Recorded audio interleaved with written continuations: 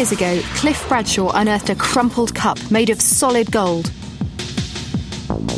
The cup had lain undetected for thousands of years, but now it's ready to take its place in history. Find out whether it makes Cliff as rich a man as the Bronze Age millionaire who first drank from the Ringlemere Gold Cup.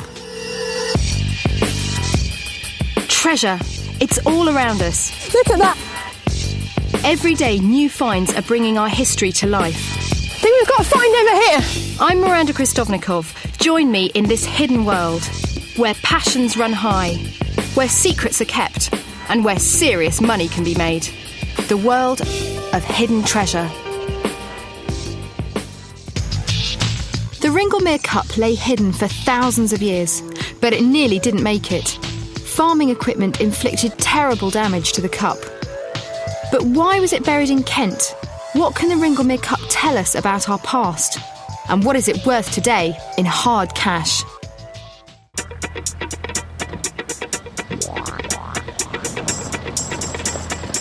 I went down to Kent to meet finder Cliff Bradshaw to hear his story.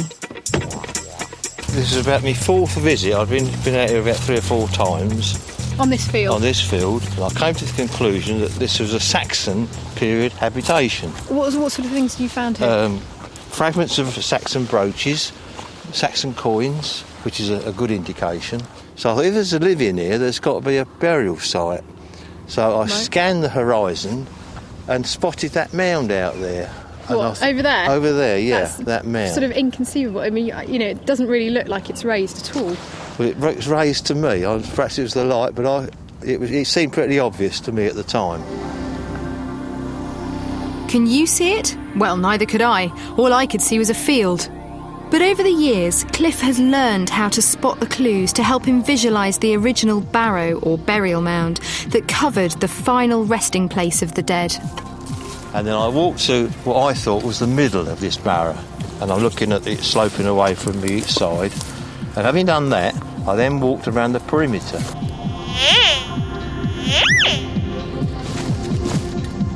And it was on the way around that this gold cup came to light at 15 to 18 inches deep.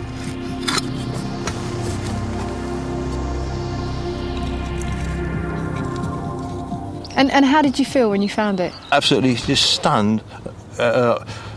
Realised it was gold, obviously very, very old, but it wasn't the Saxon thing I was looking for. It didn't look very Saxon to me, but what was it? Cliff found the answer at home in one of his books. It was identical to the world-famous Rillerton Cup. But that was Bronze Age, which meant that Cliff's cup was over 3,000 years old. Cliff immediately reported his find to the local archaeologist. The Treasure Act also requires anyone who thinks they may have found treasure to inform the coroner, so Cliff told him too. I went to London to meet British Museum expert Stuart Needham, who would assess the cup for the coroner. God, it's really heavy. It sort of looks quite vulnerable because it's sort of mangled up, but it's very robust, isn't it? It is, yeah. But how did it compare to Britain's other gold cup?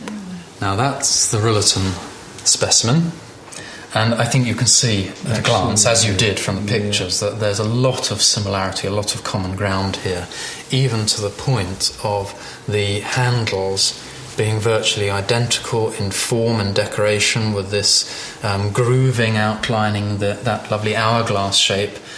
The embossed designs on these items make them look really beautiful, but is that all there is to it? What they were doing was creating an appearance of something really quite solid and chunky, but doing it with an economy of metal, and gold would always be in scarce supply.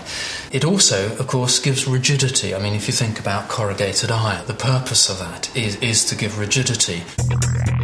That's a nice touch. Not only does it save on gold, but it's stronger, and it looks good too.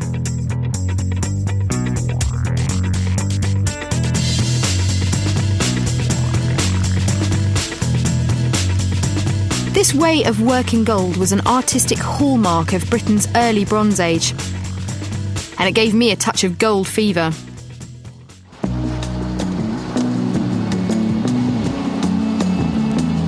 I wanted to find out more about the Bronze Age and Britain's other gold cup, the Rillerton Cup. So I took Cliff to Bodmin Moor, where archaeologist Caroline Malone was waiting for us. This landscape is just stunning. And this is where Britain's first Bronze Age gold cup was found. Caroline, how did you feel when you found out that Britain had 2 Bronze Age gold cups? Well, I was amazed. I mean, for 170 years or so, we'd expected just one, and then a second turned up and opened a whole new set of questions about the Bronze Age. So what exactly is the Bronze Age? Well, the Bronze Age is an extraordinary technological revolution, and it took place about 2,000 years BC. It transformed people's lives. It gave them new tools and weapons, and it connected people across enormous areas in the search for metal.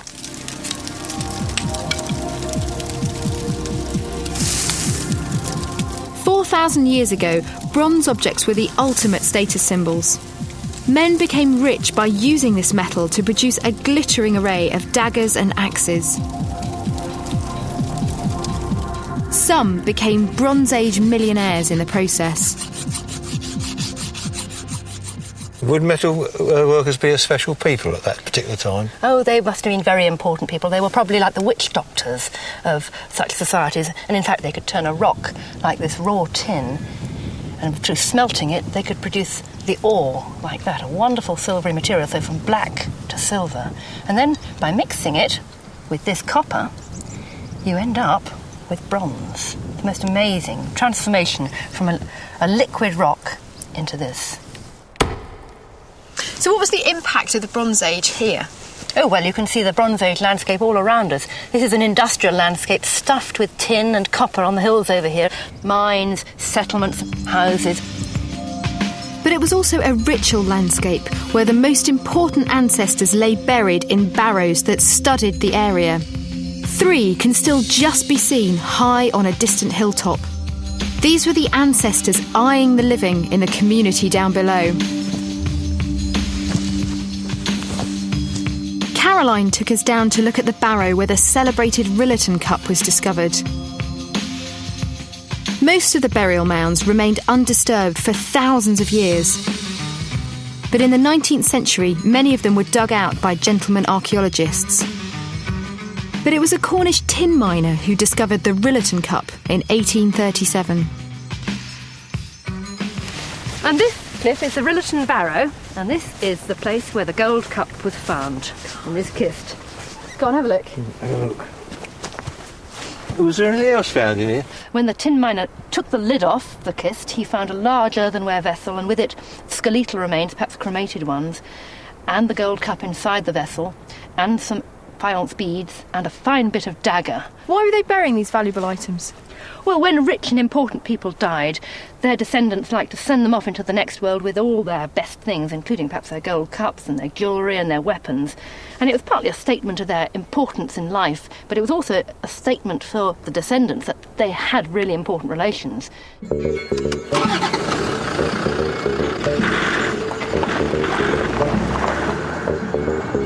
So what about Cliff's barrow? Although he had found a gold cup, there was no sign of its original owner or any other worldly goods. It was time to go back to Ringlemere to start digging to see what else could be found. But would Cliff be able to find the find spot? There's a very convenient telegraph post there, and I was able to take some pace measurements from that, and I can go back to that at any time I like. It was 33 paces forward, and then stop, level yourself up, turn left 5 paces, and that was the spot. I can find it any time. Which was just as well, because local archaeologist Keith Parfitt wanted to know exactly how big Cliff's barrow was. Keith had already carried out 2 small excavations. Now he was back to take another look. But what was his plan? He used a model to show me the key features of the site. The cup was found just about there. Right. And just on the edge of the mound we picked up this huge great ditch which should encircle the entire monument. This year's excavation is to take out this area, so we get a slice right the way through the mound, so that should give us a very clear indication of the diameter of the thing, and I think presently it's one of the biggest barrows in Kent. So we started by digging a trench by Cliff's find spot. The dig is finally underway. The digger's moved in and is taking off the first 12 inches of topsoil from our trench. And Cliff and his trusty metal detector are scanning the spoil heaps to check that nothing's been overlooked. Cliff, have you found anything yet? Just these odd bits and pieces here. One coin, doesn't tell us a lot. That's a pistol shot. Not much there then. Time to move on. This time we were luckier. We found part of the ditch that marked the barrow's outer edge. But how big was it? Aerial photographs gave us a clue. Cliff's barrow was clearly visible. Amazingly, several other smaller barrows showed up too. Barrows come in all shapes and sizes. Cliff believes that his barrow was once big and prominent just like these. Sadly, it's been flattened after centuries of ploughing, but he still thinks there's a stack of buried treasure waiting to be found. There may even be a body. I think a massive mound like this, to put just one person or very little in it, just a gold cup. Right. You know, So you reckon there might be more than one body here as well? it's a possibility, but I feel that a mound of this size is not going to just hold that one cup. Yeah, it That's is huge. how I feel. So we left Keith to get on with the dig in the hope that he would find our Bronze Age body. Meanwhile, we went down to Hove where Caroline had something of a surprise for us. Caroline, why have we only got 2 gold cups in Britain? Well, I think there may be more waiting to be found, but of course we do have others made of amber and shale from Britain. And I suppose what makes the Ringlemere find so jolly exciting is that it now links cups from Cornwall to Kent. 2 gold ones at either end, but several others of different materials in the middle. The cups form a chain right across the country, from Cornwall, through Devon and Wiltshire, and on through Sussex to Kent.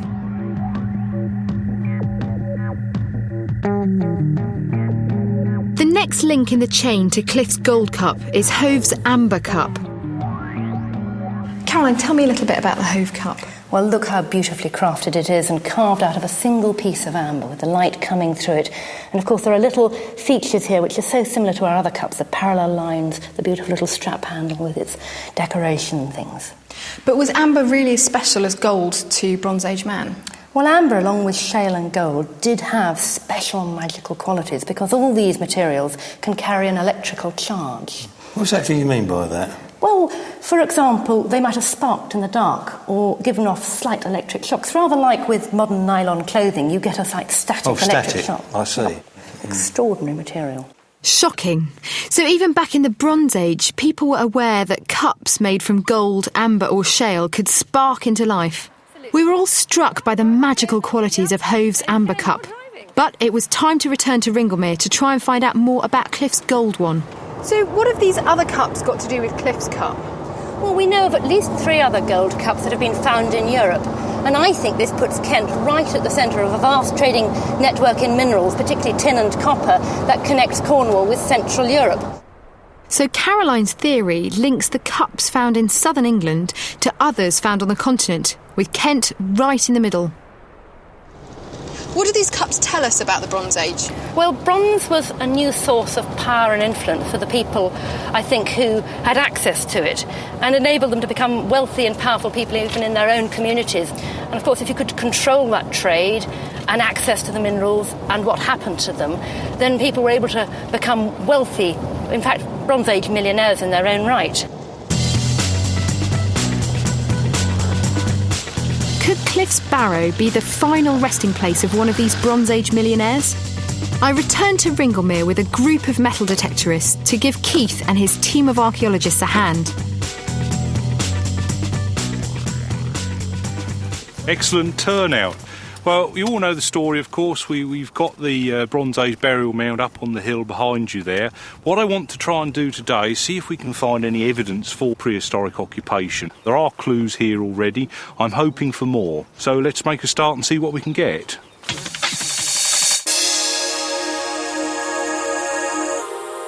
Gavin, how are you getting on? I found 2 Roman coins and a little bit of medieval and...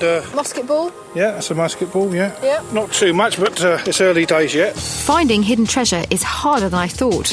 How are you getting on? The usual. What's the usual for you? Rubbish. Oh, you really do find rubbish, don't you? Yeah. Oh, I'm so sorry. There's a bit of lead, is it? Or is that iron No, as well? that's clinker. It's part of the course. Oh, hang on, I'm just going Oh, OK, bye. What? What have you got? There's What have you got? something here. There's something here somewhere. Oh, look. What is that? It's a brooch. Look at that. We'll That have is to just call David. perfect condition. It wasn't gold, but at least it was old. Could this be our first Bronze Age find? I took it to Keith along with everything else that had been found. It seems to be there's quite a lot of rubbish here, but is this sort of average stuff to find? This is a very typical collection of the sort of thing we'd find in an East Kent field. Ring pull cans, there's a bullet here from dated 1940, a bit of shrapnel there, I think. It's a tractor, but I think the most important find is this one. Yeah. Yeah, Now this one here. Now surely this is something a bit star find of the special. day. This is a Yeah. bit special.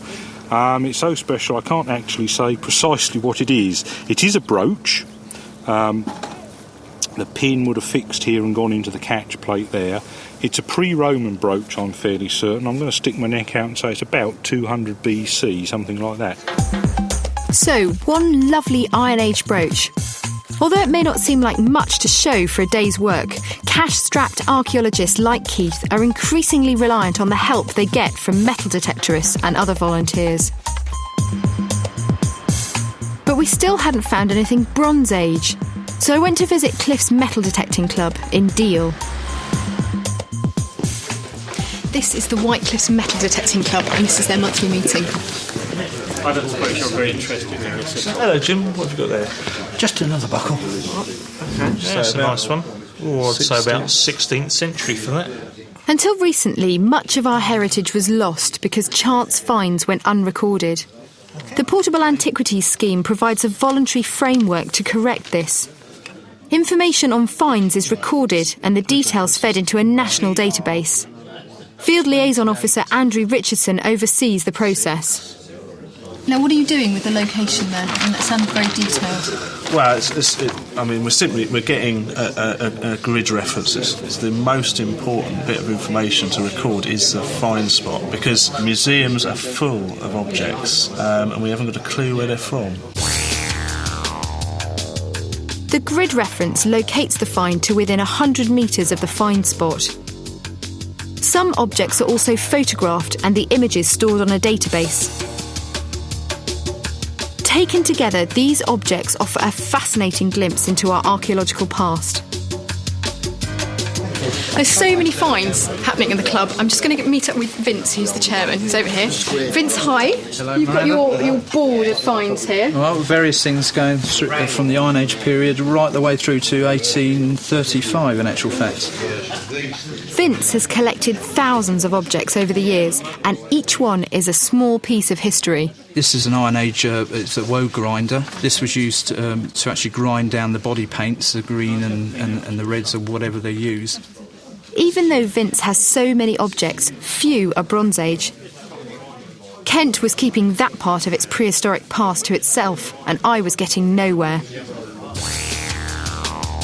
Cliff's Cup, however, was doing the rounds. The Treasure Act gives museums the chance to acquire new items of treasure, and the finder is paid a reward. And that reward is based on independent valuations supplied by dealers. Susan Hadida priced it at £180,000 to £200,000. It's so much heavier than you think it's going to be. And I just thought, whoever must have drunk out of this, it had to be somebody really important.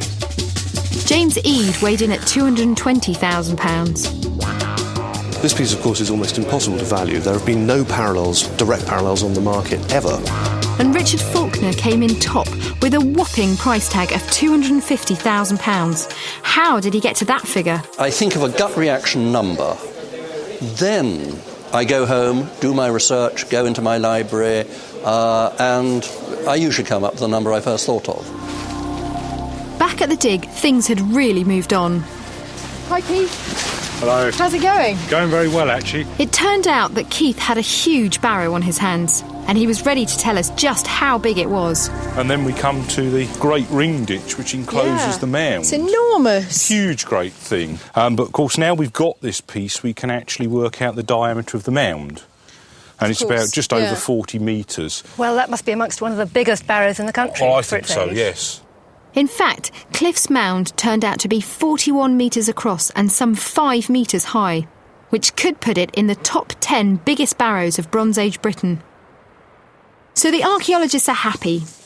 But what about Cliff and his big idea that someone rich is buried here with all his worldly goods right beneath our feet? I feel the chap here is possibly one of these millionaires. He's done society around him a lot of good, and on his death they've venerated him by burying him with a gold cup and erecting this huge monument as a memory of him. However, Ringlemere was holding on to its secrets. There was no sign of the body of a Bronze Age millionaire. But what about the cup? Will it make Cliff a rich man? For that to happen, a coroner has to declare the cup as treasure. And that decision is based on an object being over 300 years old and being of over 10% precious metal. Cliff's cup was made of solid gold, so no problem there. But how old was it? So how do you date the Ringlemere cup?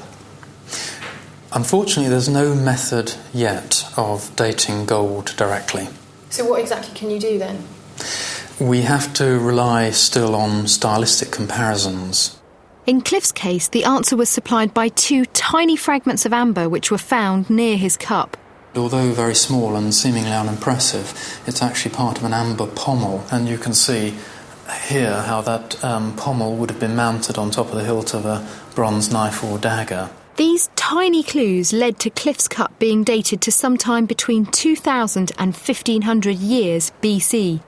Further comparison with the Rillerton cup and dagger narrowed the gap still further to 1700 to 1500 BC. So now you've got a date for the cup. What's the next stage? It's obviously eligible as treasure, so we've written a report on this and sent it to the coroner. Fortunately, Stewart's report did the job and the Ringlemere cup sailed through its inquest. The cup's historic value as a national treasure was assured, but what is it worth today in hard cash? Well, here we have this extraordinary artefact, a Bronze Age gold cup. The level of Cliff's reward is decided by the Treasure Valuation Committee, which meets at the British Museum. The key members of the committee are Jack Ogden, jewellery consultant, Arthur McGregor from the Ashmolean Museum, Tom Curtis, coins expert, Dennis Jordan from the National Council for Metal Detecting, and Chairman Norman Palmer, barrister and art law specialist. The committee has to put a price on Cliff's cup. Part of that decision is based on independent valuations which range from £180,000 to a cool £250,000. The object of the reward system is to give finders an incentive to behave honestly.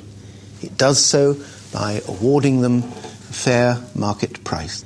Jack, I'd like to ask you to confirm, if it is the case, that there is a commercial market for something of this nature. Yes, absolutely. I mean, it's a wonderful object. It's a little dented, but it's a superb workmanship. Good, thanks. And do you agree that it is restorable? There is a debate about how much things like this should be reshaped these days, because the very fact of reshaping it is altering it. So if it went to a museum, it may not be restored. If it went to a private market, it probably would.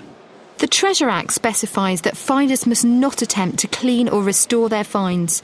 If they do so, they risk losing some of their reward. But how much will Cliff's reward be? Well, we're beginning to shade now into historic value. Well, I think this has the potential to tell us more than the Rillerton Cup.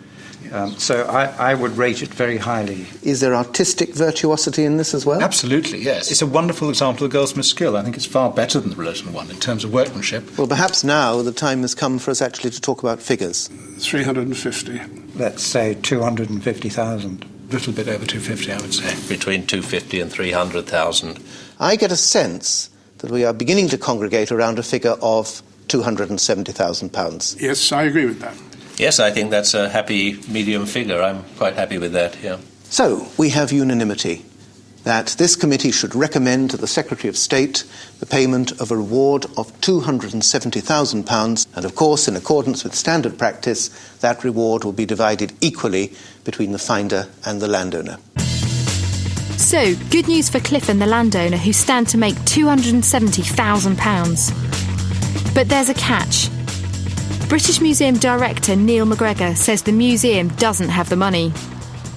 Well, the government doesn't give us any specific money for acquisitions of any sort. So when an important object like the Ringlemere Cup appears, we have to try to find the money from somewhere. It's really very difficult to raise funds. Because there's not an endless pot of money, is there? There's no pot of money at all specifically to buy newly excavated treasure. None at all. This was a bit of a surprise. Fortunately, behind the scenes, British Museum staff have been working hard to raise the cash. But where would the money come from? I went to find out. First stop, the Friends of the British Museum. Do you think you can help the museum buy the cup? Absolutely, yes. We pledged 40,000. This is the National Art Collections Fund. They should be good for a few bob. Let's see how we get on. It's a mesmerically beautiful object, and we hadn't a moment's hesitation in deciding to offer a grant of £45,000. National Heritage Memorial Fund. Sounds promising. So are you able to help buy this cup for the British Museum? Unfortunately, we can't. We have no more money in the coffers for this year. What, not a penny? Not a single penny. It's the Heritage Lottery Fund, and it's our last chance. Now, haven't we met somewhere before? Yes, I'm both the head of the National Heritage Memorial Fund and the Director of Operations at the Heritage Lottery Fund. So are you able to help the British Museum buy the cup? Because of the access benefits and the public benefits and the local benefits that the British Museum are promising, I'm very pleased to say that we've decided to give a grant of £185,000 for the purchase of the cup. Wow, fantastic news. It looks like the British Museum are going to be able to raise the money. And so it turned out. The British Museum was able to acquire Cliff's cup. All that was left was for them to complete the deal. Good. Thank you very much for coming. Thank you very much. And to announce to a grateful nation that they have gained another piece of public treasure. May I welcome you this morning to the museum and to the announcement of, really what is for the museum a remarkable 250th birthday present, thanks to the individual who made this morning possible, Cliff Bradshaw. Who, as you know, is the hero of the hour and who is convinced that there are many more objects waiting to be discovered there. The cup was given star treatment as members of staff paraded it before the world's press. But the Ringlemere Gold Cup was now the British Museum's, and all Cliff had left was his memories and a very large cheque. So, Cliff, the big question, what are you going to do with the money? What I'm going to do with the money? I've got 4 children, 13 grandchildren. I want to put a smile on all their faces. Oh, it's lovely. And then I'm going to treat myself to a small 4x4 so I can get across to the sites a lot easier. Brilliant. Anything else? Yes, I'm going to invest some money back into the site because I'm convinced we haven't found the burial chamber yet. Right, you reckon there's more hidden treasure there? Absolutely. Someone's laying there with gold armbands, possibly gold earrings. Right, who do you reckon was buried there then? Somebody very important, possibly the King of Kent. Seriously? Absolutely. In prehistoric times, yeah, the King of Kent. God, I hope so. And true to his word, Cliff is still out there looking. Good luck, Cliff.